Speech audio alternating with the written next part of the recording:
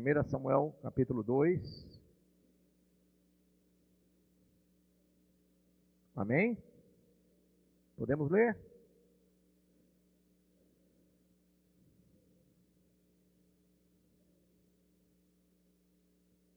Diz aí no versículo de número 26. Mas o jovem Samuel crescia em estatura e no favor do Senhor e dos homens. Diga de novo. Mas o jovem Samuel crescia em quê? Diga de novo. Em estatura e diga na graça, né? No favor do Senhor e dos homens.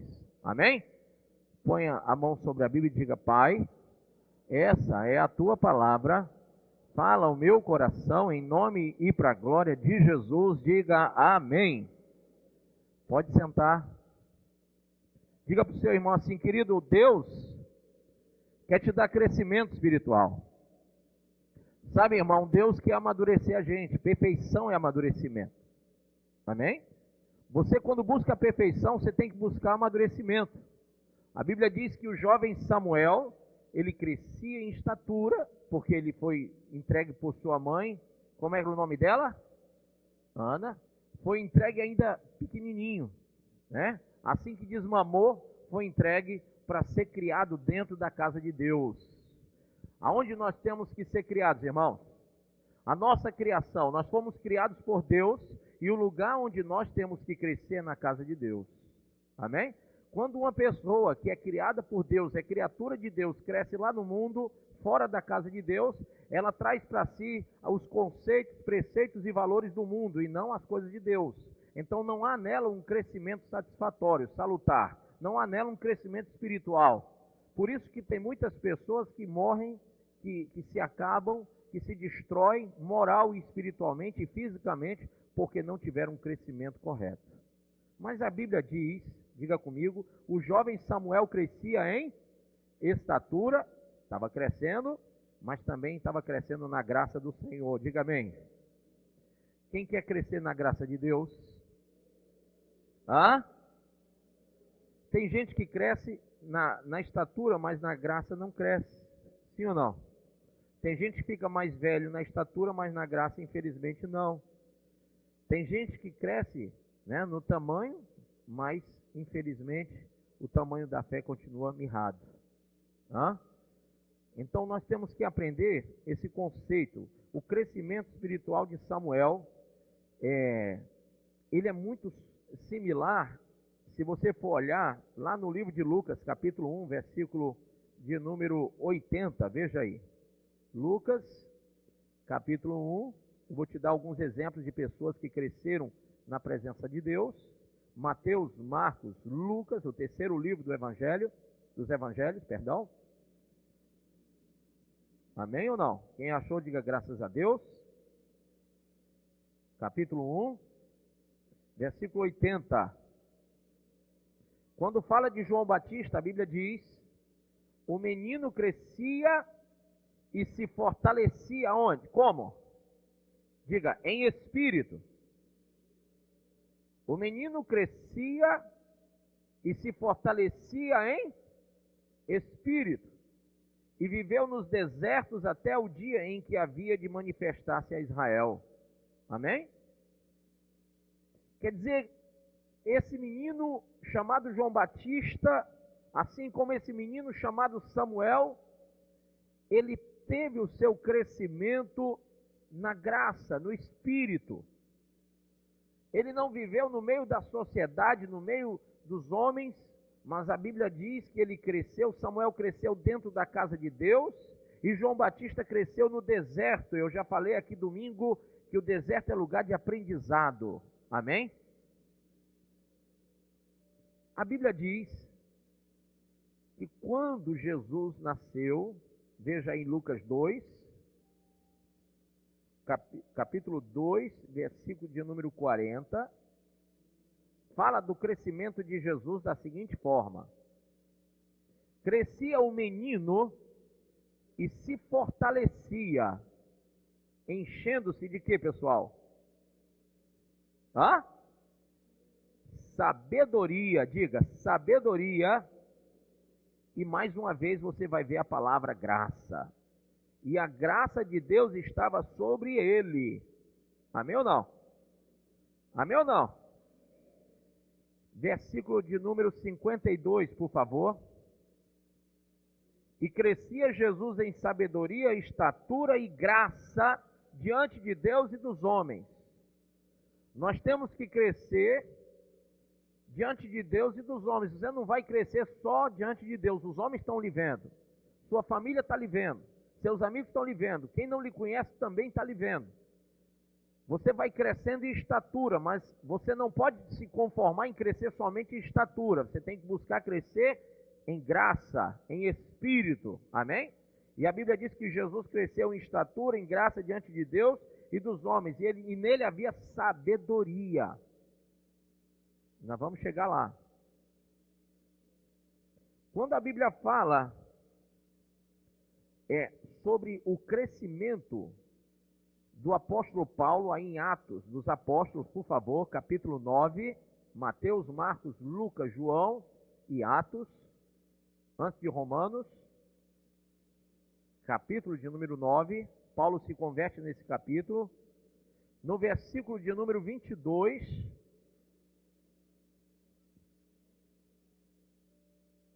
olha o crescimento de Paulo.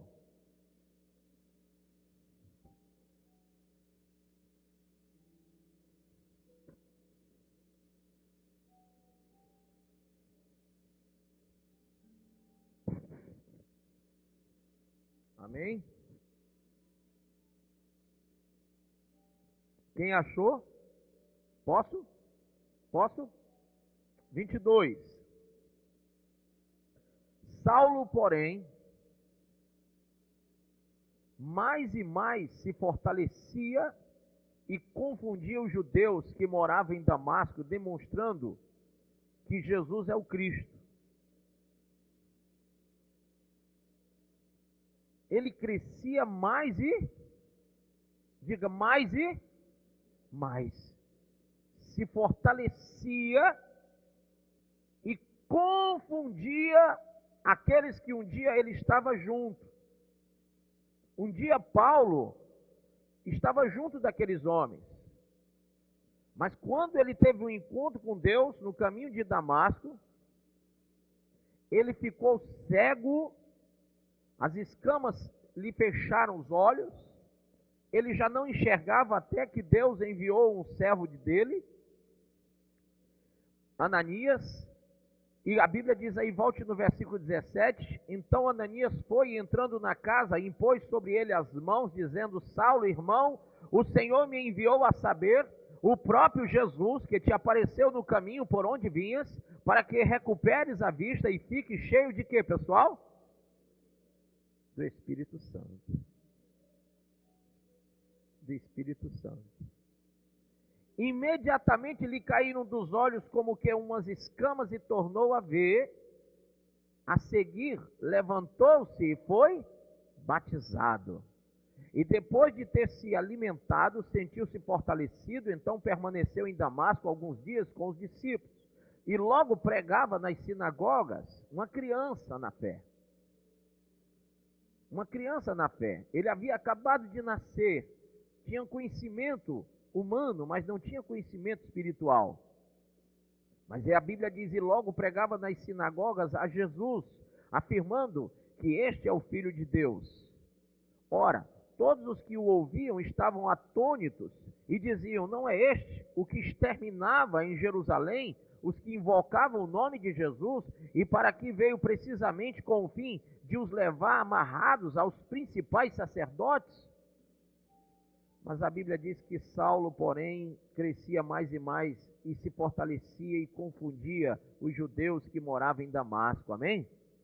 Ele estava demonstrando que Jesus é o Cristo, e a Bíblia diz no 23, decorridos muitos dias, os judeus deliberaram entre si tirar-lhe a vida. Porém, o plano deles chegou ao conhecimento de Saulo. Dia e noite guardavam também as portas para o matarem. Mas os seus discípulos tomaram-no de noite e, colocando-o num cesto, desceram-no pela muralha. Amém? Esse homem, ele é um exemplo de crescimento espiritual. Instantâneo, podemos falar assim, né?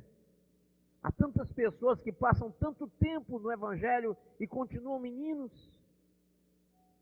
Nós vemos Samuel, foi criado e teve um crescimento na estatura e na graça. Nós vemos João Batista, que foi criado no deserto, então ele não tinha nenhum tipo de envolvimento com homens ou com religiões, ele estava lá ouvindo apenas o Espírito de Deus, e a Bíblia diz que ele crescia na graça do Senhor, na estatura e na graça.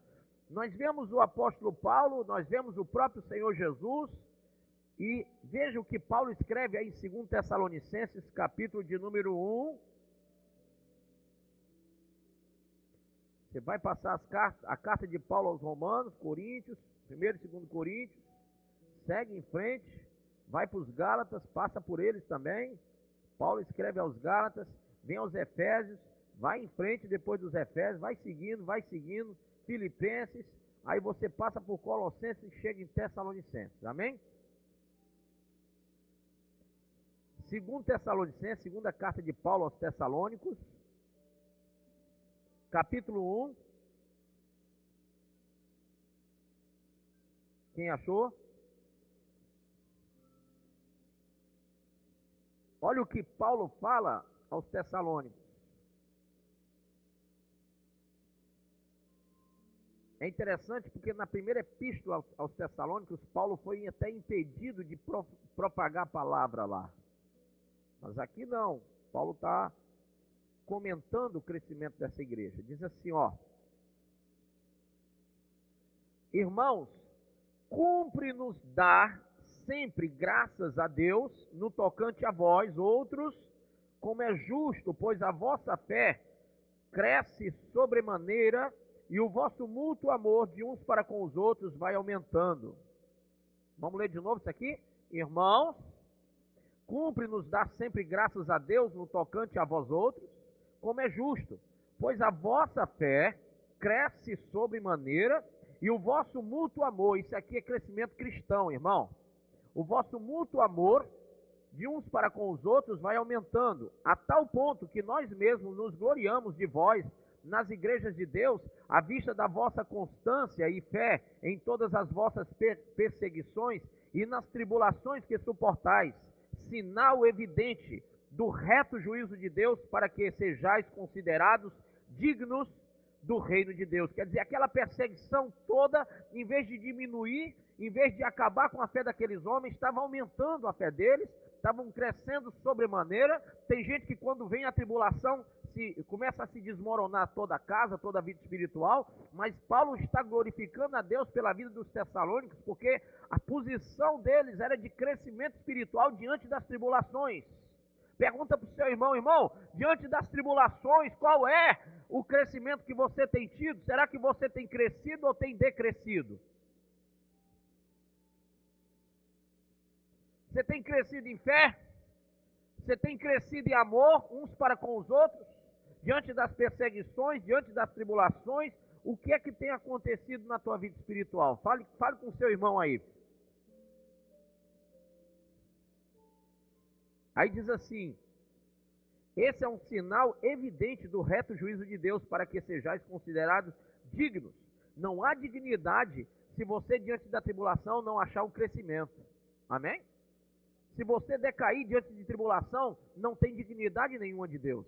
A dignidade em Cristo está em que, diante dos problemas, diante das tribulações, nós alcançamos crescimento espiritual também.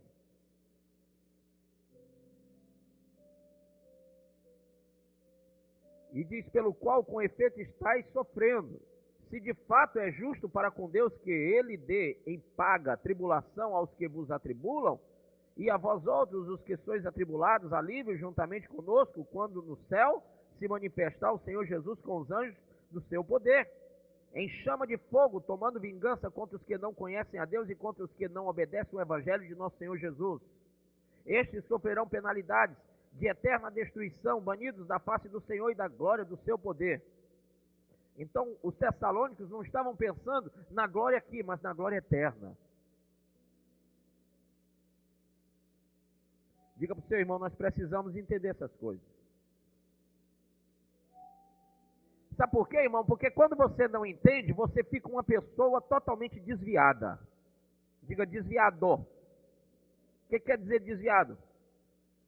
Desviado é associado ao mal, é associado à mentira, é associado ao erro, é associado às trevas. Desviado é afastado, é apostatado. Tem muita gente assim, tem ou não tem?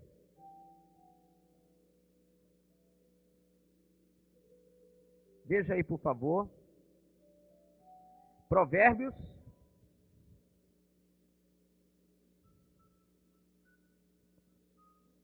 Capítulo de número 18.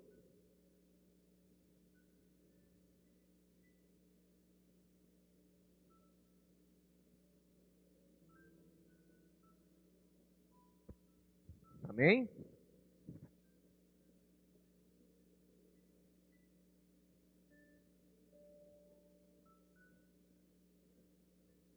Primeiro sinal de uma pessoa que não está crescendo espiritualmente é que ela se desvia. Ela se afasta de Deus.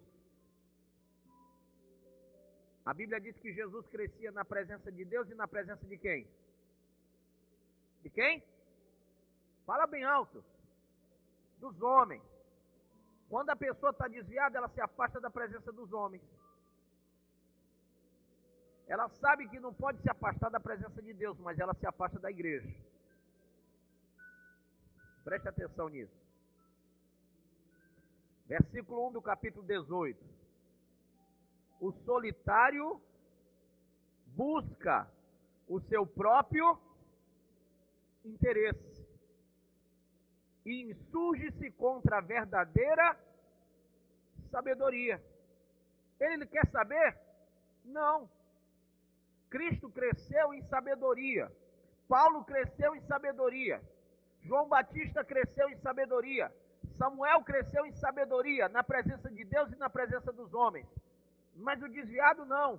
Ele se afasta dos homens e se insurge contra a palavra, contra a verdadeira sabedoria. Ele se torna escravo. Abra em Gálatas capítulo 4, versículo 9. Ele se torna escravo das velhas coisas que um dia fizeram com que ele amasse o mundo. As velhas formas, as velhas maneiras de ser, de agir, de pensar, de querer, de desejar. Gálatas, Paulo escreve aos Gálatas, capítulo 4, verso 9. Mas agora, conhecendo a Deus, ou antes, sendo conhecidos por Deus, como tornais outra vez a esses rudimentos fracos e pobres, aos quais de novo quereis servir? O desviado, irmão, ele está afastado da sabedoria, ele se afasta dos homens, ele se afasta das pessoas que podem levar ele à palavra. Ele não quer ouvir a palavra de exortação, de doutrina. Ele não quer vir no culto da perfeição, no culto do concerto, no culto da comunhão, no culto da aliança, porque ele vai sempre dizer a si mesmo. Ele vai dizer assim, olha, eu vou lá, eu vou estar ouvindo coisas que eu não quero. Então a Bíblia diz aí, diga comigo, leia comigo, por favor. Diga assim, mas agora, conhecendo a Deus, ou antes, sendo conhecidos por Deus, como tornais? Pergunta para o irmão, como que você pode tornar, irmão? Como tornais outra vez a esses rudimentos fracos? Está falando do pecado, está falando da maldade, está falando do mundo. Como que você, conhecendo a Deus ou sendo conhecido por Deus, pode voltar aos rudimentos fracos?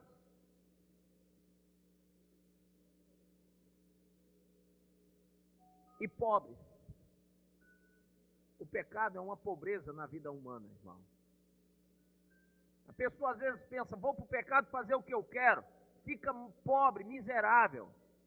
Olha o que a Bíblia diz lá, a igreja de Laodiceia tão rica, financeiramente falando, mas o apóstolo João, quando escreve por revelação de Deus, diz: tu não sabes que és uma coitada, cega e nu? Tu és pobre. Porque, irmão, a riqueza não está no dinheiro, a riqueza está na vida espiritual do homem para com Deus. É de Deus que vem todas as coisas. Quando Elias pediu, Deus mandou os corvos virem alimentá-lo. Quando Moisés orou, as codornizes vieram do lado do mar. É de Deus que vem todo o suprimento da nossa vida.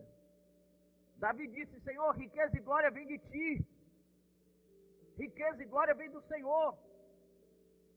Paulo escreveu e disse a Timóteo: o dinheiro é a raiz de todos os males, e por causa desse amor ao dinheiro, muitos transpassaram a si mesmos com muitas dores.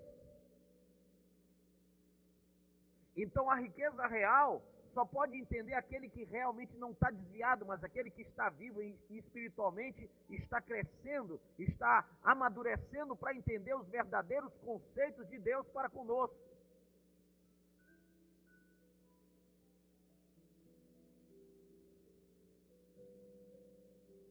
Quando a gente insiste em viver nesse mundo de pecado, a gente perde o rumo.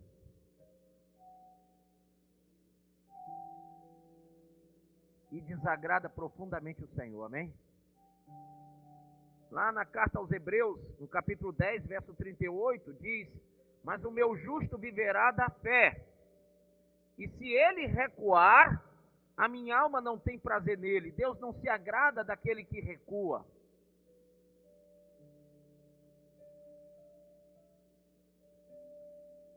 Mateus capítulo 24 fala sobre a questão do esfriamento. Acontece muito na vida daquele que está desviado. No versículo de número 12,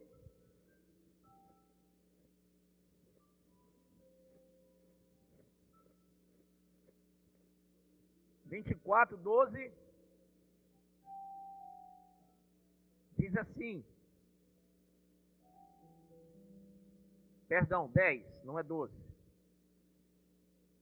Nesse tempo, e nós estamos vivendo esse tempo, escute, muitos hão de se escandalizar,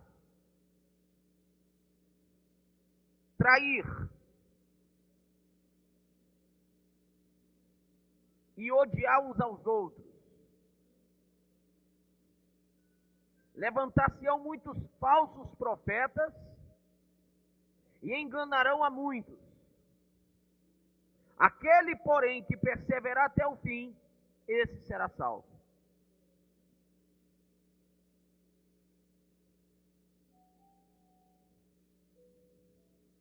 Diga assim para o seu irmão: irmão,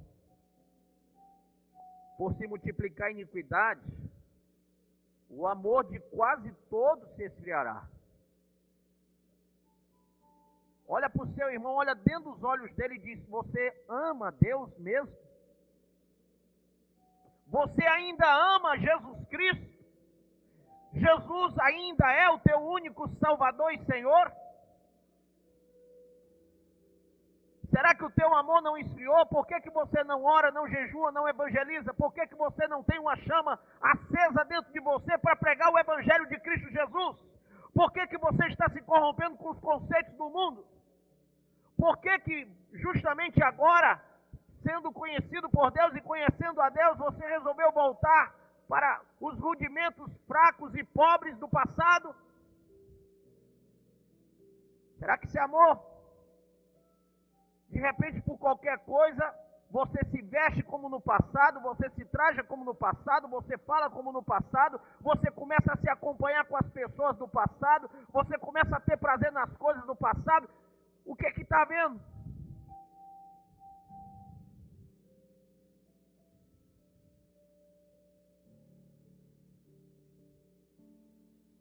Eu entendo que o povo espiritualmente pode cair por alguns motivos. Diga número 1, ausência diga ausência, de uma liderança espiritual.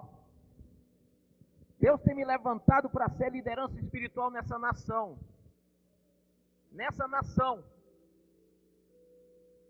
Nós estamos pregando para pastores, para líderes nessa nação toda agora. Você sabe por quê, irmão? Porque Deus está tentando agora, mais uma vez, despertar o seu povo para que, quando Jesus vier, mais pessoas entrem no reino. O amor de muitos já se esfriou. Há muitos desviados dentro das igrejas. Há muitos que estão esfriados em amor há muito tempo. Há muitos que estão com a mente cauterizada, com a consciência endurecida. Eu posso me lembrar lá no livro do Êxodo, capítulo de número 32, versículo do 1 ao 8, quando Moisés ele subiu ao monte e demorou a voltar, e o povo se corrompeu naquele período e fez o bezerro. Por uma falta de liderança. Moisés não estava lá, e aqueles que eram seus liderados, seu irmão Arão e os demais, não conseguiram conter o coração do povo. Satanás começou a atrair o povo para uma falsa adoração. Aquele povo começou a se corromper, e aí começaram a fazer uma adoração ao bezerro. Pegaram seus ouros, pegaram suas pratas e difundiram no fogo e começaram a derreter e criaram deuses. E começaram a adorar não ao Criador, mas a deuses feitos por mãos de homens. Bastou Moisés se afastar, e eu me lembro da frase. O povo olhou, veja aí por favor, no capítulo de número 32, Moisés, que tinha sido usado por Deus para descer 10 pragas sobre o Egito e tirar aquele povo, Moisés, que abriu o mar vermelho, através da sua fé e da unção de Deus na sua vida.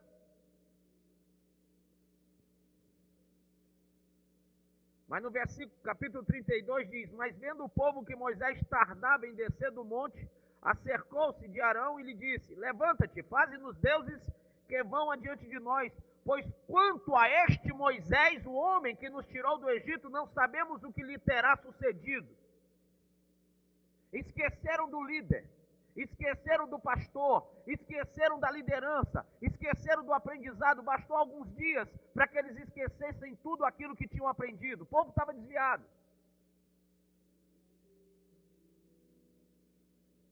Versículo de número 8 diz: depressa, diga depressa, se desviou do caminho que eu lhes ordenei, disse o Senhor.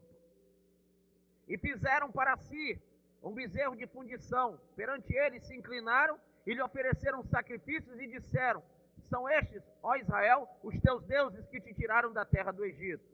Ah, irmão, é triste, mas é verdade. Por falta de uma liderança, o povo se desvia. Uma segunda coisa pode acontecer. Abra aí 1 Reis, capítulo 11. 1 Reis, capítulo 11, versículo 4.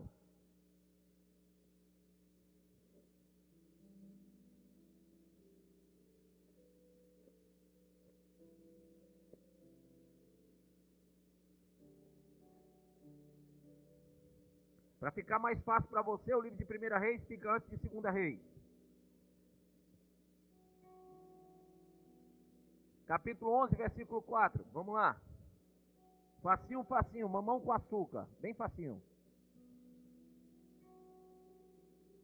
Amém? O irmão que não lê a Bíblia aqui fica sofrendo, mas aí é Deus que vai operar na sua vida. Diz: Senhor, me revela, me revela.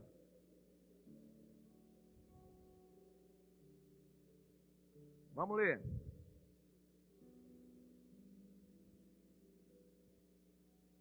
Sendo já velho, Salomão, suas mulheres lhe perverteram o coração para seguir outros deuses, e o seu coração não era de todo fiel para com o Senhor seu Deus, como fora o de Davi seu pai.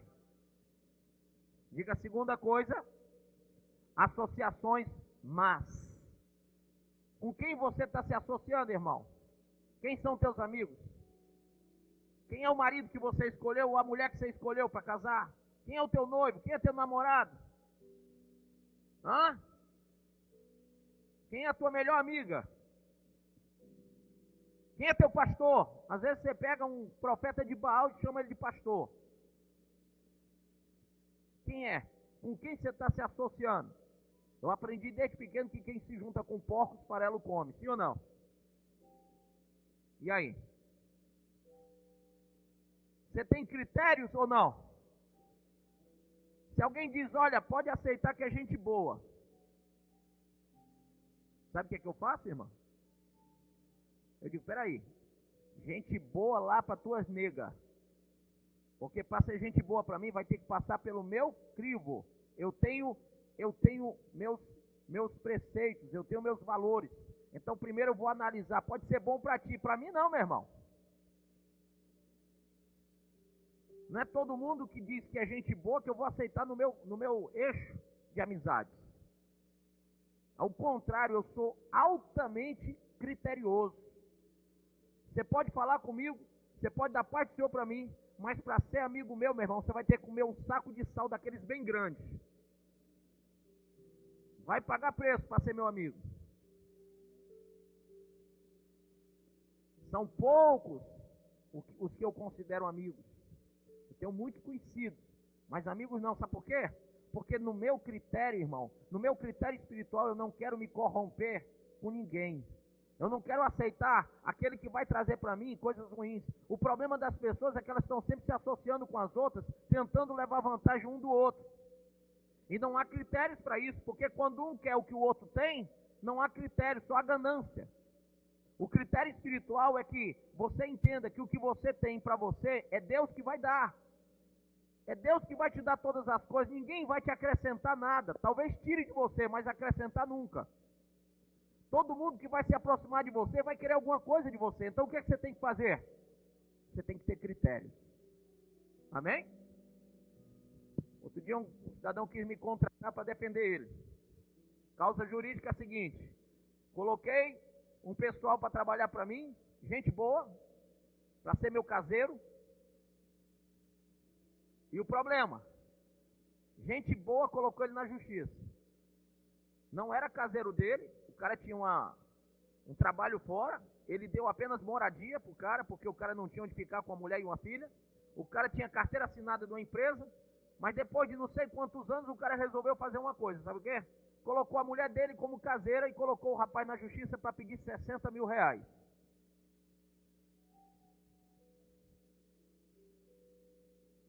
E a pergunta é, por que você aceitou? Não, porque eu confiava, servo de Deus, tudo crente, gente boa, gente que estava precisando, eu estendi a mão para ajudar. Meu irmão, qual é o critério? Está pagando preço por causa de critérios que faltam. Quem vem lá? Pergunte. Pergunte de novo. É de paz ou é de guerra? Essa é a pergunta que se faz na Bíblia. Foi essa pergunta que Josué fez. Quando ele viu o Senhor se aproximando, não foi? Quem vem lá, é de paz ou é de guerra? É de Deus ou é do diabo? Não sei, vou saber primeiro. Vou orar, vou pedir a Deus que me revele. No meio jurídico diz que um contrato é uma coisa que você faz com o seu melhor amigo para quando ele deixar de ser seu amigo, você se defender dele. Pastor, o senhor é desconfiado demais. Até a minha sombra, quando me segue, eu digo, o que é que tu quer comigo?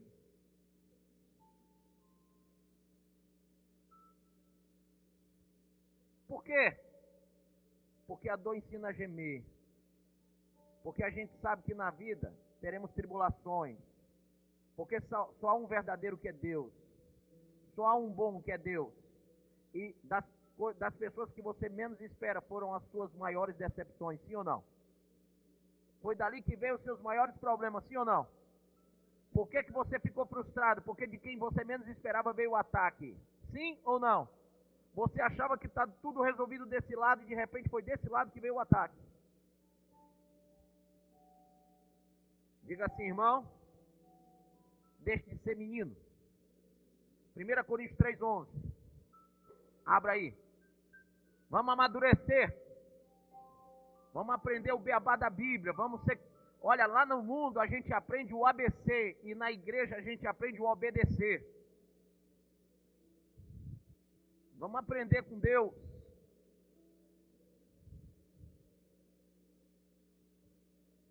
Paulo disse aos Coríntios, capítulo 13, versículo 11.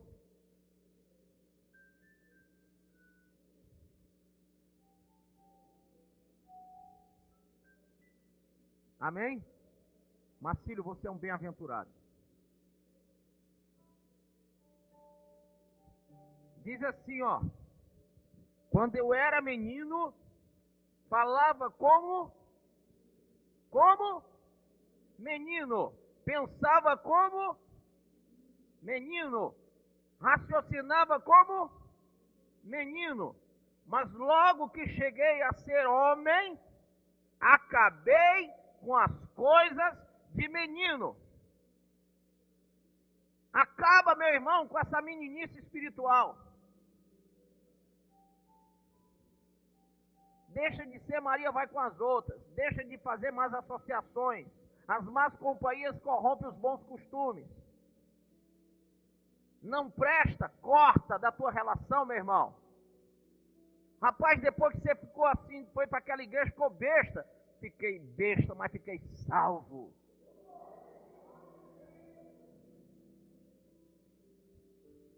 Se ser besta é não se misturar, meu irmão. Seja besta, não se misture não. Como diz o filósofo Kiko, não se misture com a gentalha. Amém? Não se misture com o que não presta, meu irmão. Quando você tem critérios, Deus opera poderosamente no seu casamento, na sua família, na sua vida espiritual, porque você segue orientações espirituais de Deus. Você não pode continuar a ser menino. Você vai ser, como menino, você vai ser maltratado. Como menino, você vai apanhar. Como menino, você vai ser puxado a orelha. Mas quando você deixar as coisas de menino, quando você for maduro, você vai poder assumir posições na sua vida que as pessoas vão olhar para você e ver que você tem critérios espirituais que o Espírito Santo te revelou. Coisas que o Espírito Santo colocou dentro de você para que você já não mais sofra aquilo que no passado sofreu. Ah, pastor, sabe, eu estou assim meio frio, quase me desviando, porque eu vi o irmão caído, porque o irmão me falou uma coisa que me magoou. Meu irmão, isso é meninice. Pode tentar me magoar, pode tentar me derrubar, eu não caio de jeito nenhum. Se você me rebolar, meu irmão, eu caio de pé. O diabo já tentou me jogar de tudo que foi canto. Eu caio de pé toda vez. Sabe por que eu caio de pé? Porque eu sou maduro na fé. Seja maduro, diga, seja maduro para o seu irmão. Mais uma vez, eu acho que ele não ouviu. Pastor, como é que eu faço para ser maduro? Abre aí em 1 Coríntios 14.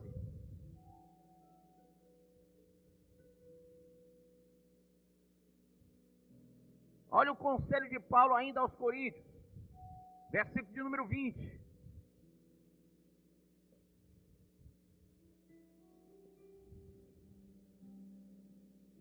Quem achou, diga graças a Deus. Quem não achou, diga pelo amor de Deus.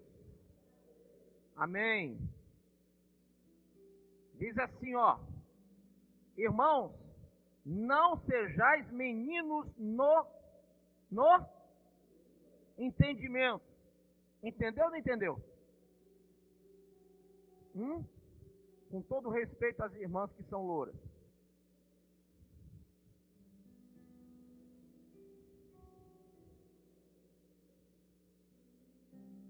Não sejais meninos no entendimento.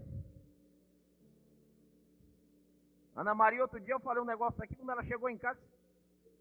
Ah, entendi. Foi, não é?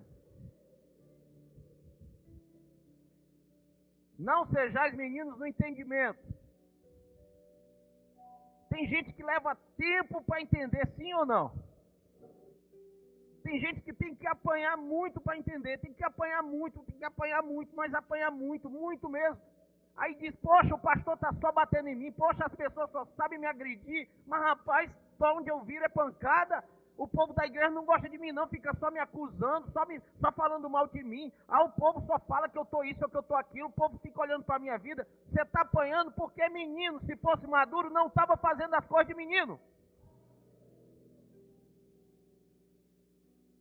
A pancada que eu levei da minha mãe foi uma bênção, do meu pai foi uma bênção. Cada vez que eles me açoitaram, me fizeram entender que eu tinha que deixar de ser menino. Você gosta de achar ruim, de que você fica que nem peixe-bola, com raiva de quem está falando de você, mas as pessoas só falam aquilo que elas veem. Você vai lá pro Facebook e faz aquela foto assim, sabe aquela foto assim? Ainda bota a língua para fora. Aí quer que o povo fale que você é espiritual. 1 Tessalonicenses 5:22. Afaste-se da aparência do mal. Você, rapazinho, está passando com um bocado de boiola no meio da rua. Mas eu sou crente, pastor, sou macho, sou homem, sou gaba macho. Na minha visão, tu é um boiola. Por quê, pastor? Porque você está mostrando. Eu não faço isso. Quem está entendendo? O cara bota uma calça rosa, rosa pink, uma camisa, sei lá o que, nem sei. Essas coisas, é vermelha, né? Fica mais boiola. Bota uma camisa vermelha, aí um negocinho aqui, vem todo pro culto jovem. Aí o cara olha assim, esse bicho não é sério, não. Esse cara aí, meu Deus do céu. Então aquelas calças bem justinhas, né? Estilo Zezé de Camargo e Luciano. Aí você quer que todo mundo olhe pra você e diga que você é espiritual, que você é sério, irmão? Ah, vai te catar, meu irmão, vai crescer. Tu está provocando que as pessoas olhem para ti e digam quem tu é. A tua aparência importa. Quem que vai atrás do emprego com a roupa qualquer? Você tem que se incomodar dentro e fora de casa como que as pessoas estão te vendo, sim ou não? Deixa de meninice. Você está vivendo no mundo físico, você não é espírito não, você é carne. Todo mundo está olhando para você. Tinha uma pessoa uma vez, uma igreja aí, né? Entrou lá na loja. Aí a moça estava, coitada, ela estava tão nua, mas tão nua que eu não sabia. Eu sinceramente, meu Deus, o negócio está demais. Essa moça ainda disse que é crente. O pior é que ela disse, eu sou obreira lá na minha igreja. Misericórdia, meu Deus do céu. Misericórdia. Aí lá na igreja dela, ela tem que cobrir assim, ó. Mas quando sai, tira tudo e vira a Batiguel.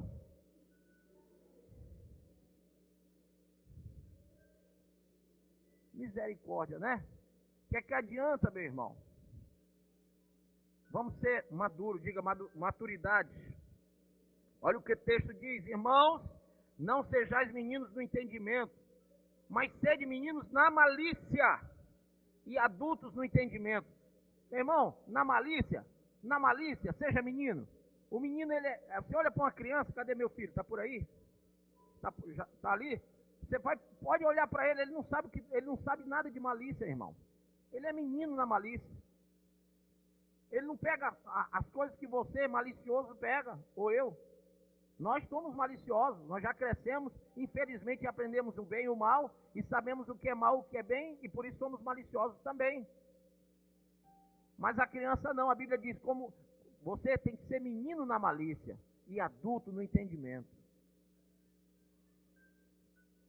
Abra sua Bíblia aí, por favor, em Efésios 4. Efésios capítulo 4, vai seguindo 2 Coríntios, Gálatas, vai passando, você chega em Efésios depois de Gálatas. Capítulo 4.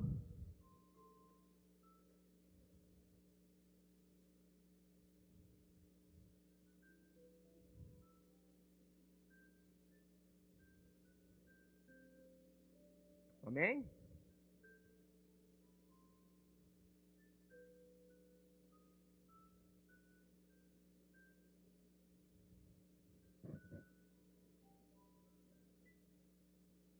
Versículo 1.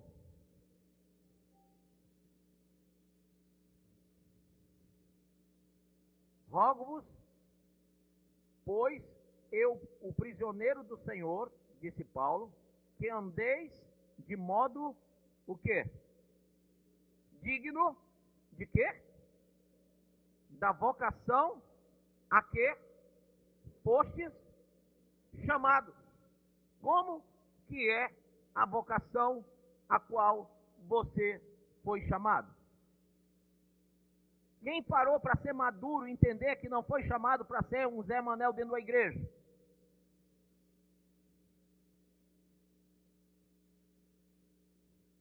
Quem entendeu que não foi chamado para ser um Zé Bobão? Que todo mundo diz e fica mesmo, é?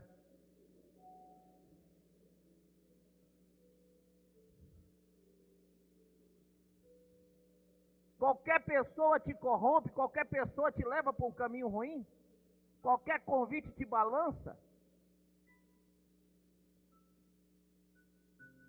A Bíblia diz que há uma dignidade na vocação, e você tem que andar dignamente na vocação a que você foi chamado, com toda a humildade e mansidão, com longanimidade, suportando-vos uns aos outros em amor, esforçando-vos diligentemente por preservar a unidade do Espírito no vínculo da paz. Há somente um corpo e um Espírito, como também fostes chamados numa só esperança na vossa vocação. Há um só Senhor e uma só fé e um só batismo. Um só Deus e Pai de todos, o qual é sobre todos, age por meio de todos e está em todos.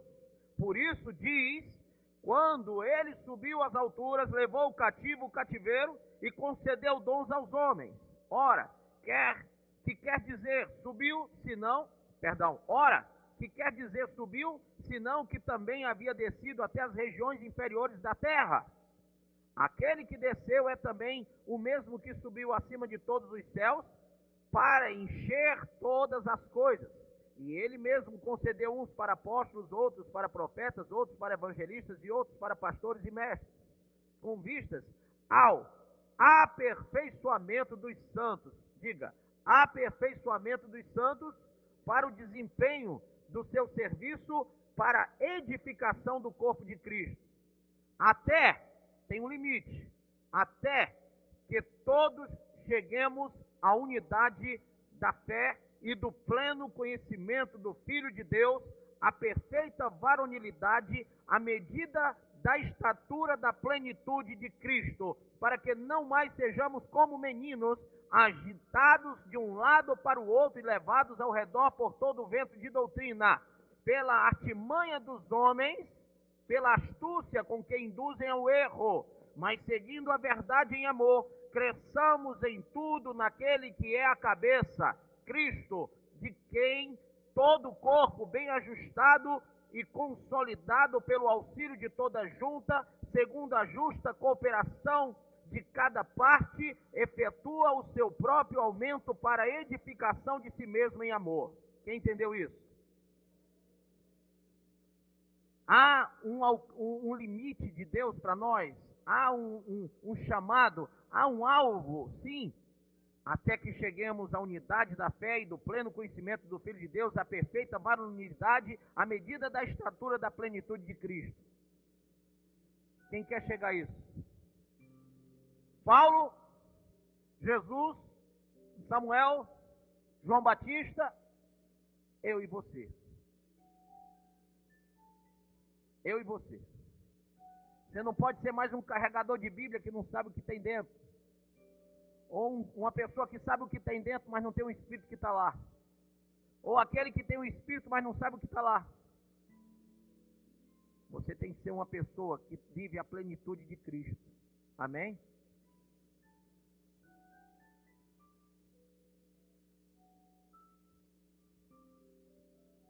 Abra, por favor, em Hebreus 5. Estamos chegando no fim.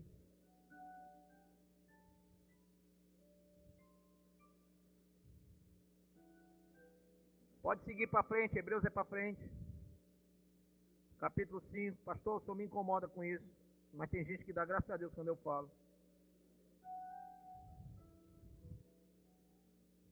Capítulo 5.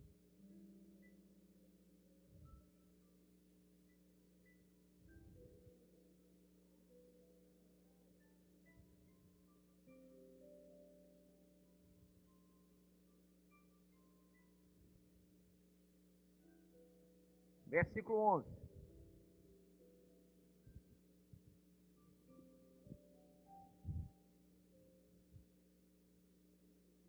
Amém? Diz assim, ó. A esse respeito, temos muitas coisas que dizer e difíceis de explicar, porquanto vos tendes tornado tardios em ouvir. É aquela pessoa que está aqui, mas não está.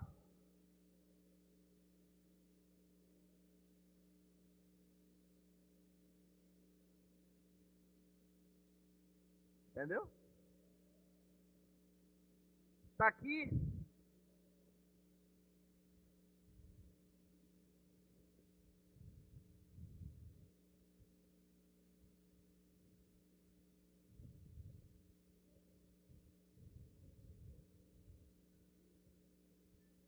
O pensamento está lá na lua. Não é nem a de mel. Se fosse, ainda era perdoado por Deus. Às vezes é na de fel mesmo, é na traição. É nas coisas do mundo. Tem gente que é tardio para ouvir. E aí, porque é tardio para ouvir, Deus fica falando, aí endurece a cerviz. Ah, chega, estou cansado de ouvir isso. Você pode ficar cansado de ouvir, mas eu nunca vou me cansar de falar.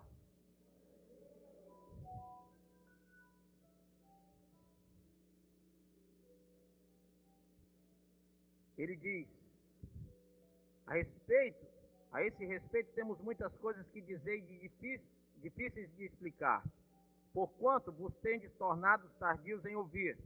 Pois com efeito, quando devíeis ser mestres, atendendo ao tempo decorrido, ou seja, já tem tanto tempo, já era para ser mestre, tendes novamente necessidade de alguém que vos ensine de novo quais são os princípios elementares dos oráculos de Deus.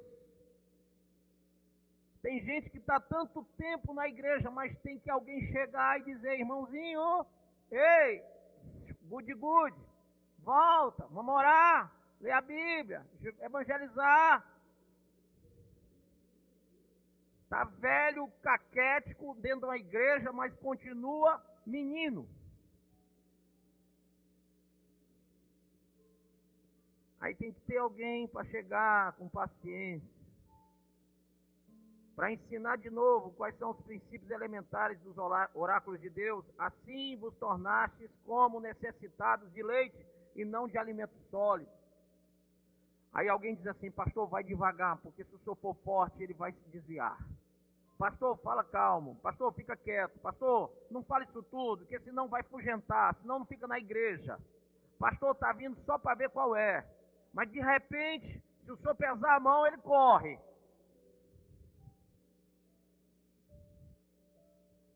Isso dá um ataque cardíaco pastoral, se você não sabe.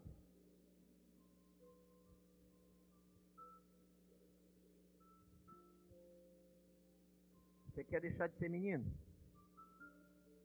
O alimento sólido não é para menino. Você dá alimento sólido para menino, você mata.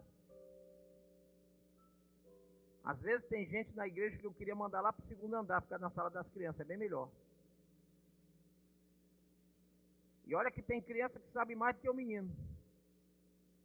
Aliás, do que o grande menino. Né? Olha só. Ora, todo aquele que se alimenta de leite é inexperiente na palavra da justiça, porque é criança.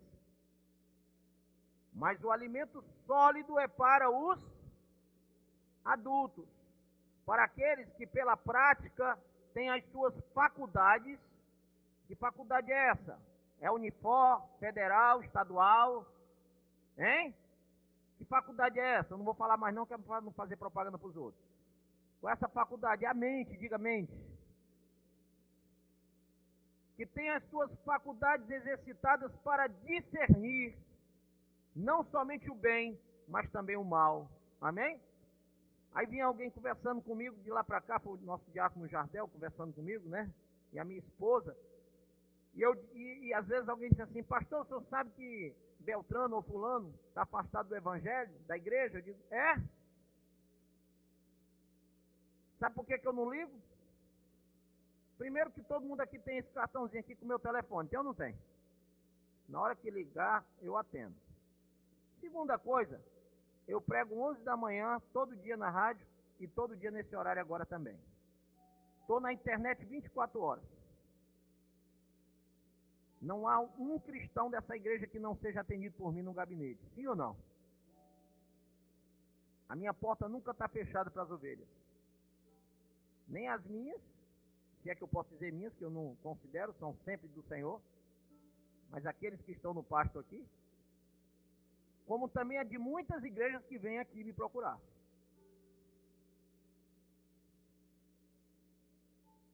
Aí alguém diz assim, fulano de tal está afastado. Está afastado porque quer. Está afastado porque quer. Conhece. Já sabe a verdade. Sim ou não?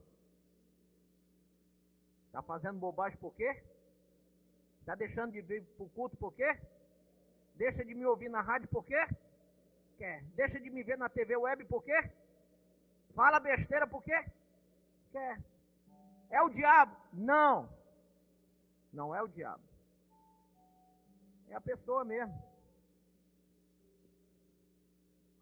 E a Bíblia diz, mas o alimento sólido é para os adultos, para aqueles que pela prática têm as faculdades exercitadas para discernir não somente o bem, mas também o mal. Todos sabem o que é certo e o que é errado. Amém ou não?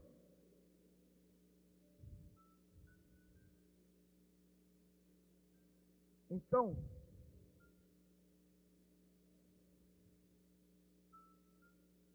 a Bíblia fala que a pessoa que tem maturidade, ela recebe a palavra, amém? Mas o imaturo não. Se você abrir em 1 Coríntios 3:1, diz, eu, irmãos, não vos pude falar como a espirituais, mas como a carnais, como a meninos em Cristo. Meninos em Cristo.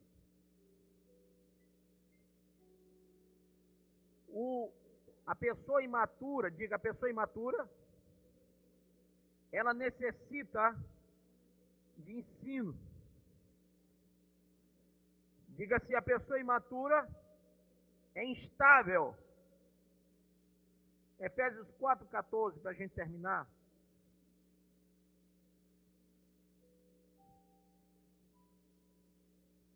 Diz assim, ó.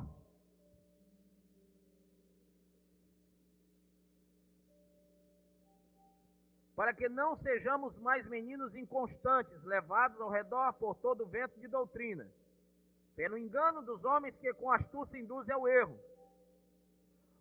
A pessoa que é madura, ela não aceita erros. Mas aí tem o seguinte, pastor. Paulo pregou e escreveu lá em 2 Timóteo 4 que nos últimos dias muitos se cercariam de mestres conforme as suas vontades, cobiças. Então, o maduro, ele diz assim, isso está errado, eu não quero para mim. Mas o imaturo, ele diz assim, se o pastor não concorda com o que eu quero, eu vou buscar um pastor que fale aquilo que eu quero ouvir.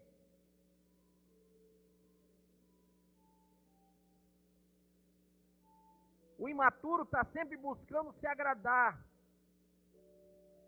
com a palavra. A palavra tem que agradar a ele, não a Deus. Então, a Bíblia diz assim, que essa pessoa é levada por todo o vento de doutrina. Homens que estão induzindo pessoas ao erro. É ou não é verdade? É. Se aceita de tudo hoje. Quem manda nas igrejas, infelizmente, em grande parte, nessa não, mas em grande parte, eu não vou dizer em todas, porque Deus está agindo poderosamente. Mas em grande parte das igrejas, quem está mandando é o dinheiro.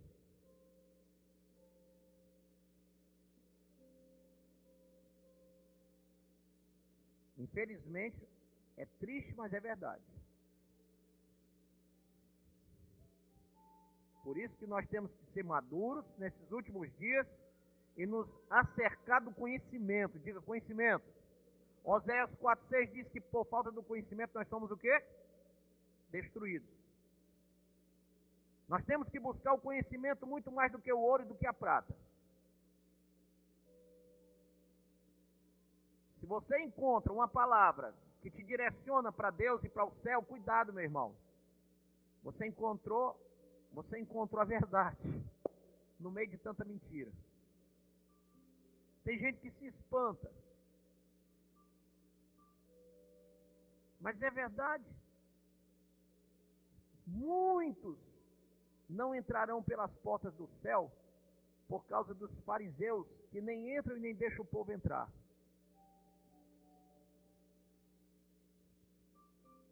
Mas você, deixe a meninice de lado. Busque o conhecimento na palavra. Não seja leigo. Não queira ser tratado como criança dentro da igreja. Queira o alimento sólido. Amém? Busque o alimento sólido. Busque um relacionamento com Deus sólido. Deixe as coisas de menino para trás, irmão.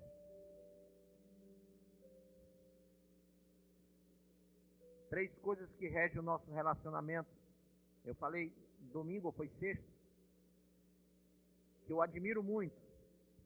É que Ruth, quando olhou para Noemi, ela disse: o teu Deus é o meu Deus, o teu povo é o meu povo. Ela estava unida no mesmo pensamento. O homem de Deus, a mulher de Deus, se une num pensamento com o Senhor. Amém? Amém? Você vai encontrar no livro de Ruth, capítulo 1, versículo 16. 2 Reis 10:15, você vai encontrar dois caras chamados, um Jeú, outro Jonadab, e um diz para o outro assim: o teu coração é com o meu, como o meu é com o teu. Segundo preceito importante, o teu coração tem que ser com Deus como o dele é contigo. E o terceiro preceito importante, está lá em 2 Reis, em Mateus, capítulo 19, versículos 5 e 6, é que aquilo que Deus une a gente não pode separar. Se Deus te colocou dentro da igreja, dentro da palavra, dentro do Espírito, no corpo de Cristo, você foi enxertado no corpo, na árvore da vida. Deus te colocou. Não se separe do Evangelho de Cristo. Não busque outro Evangelho. Não busque outra coisa. Continue firme. Não se desvie nem para a direita nem para a esquerda. Caminhe junto com o Senhor. Esse foi o conselho que ele deu a todos os grandes homens da Bíblia.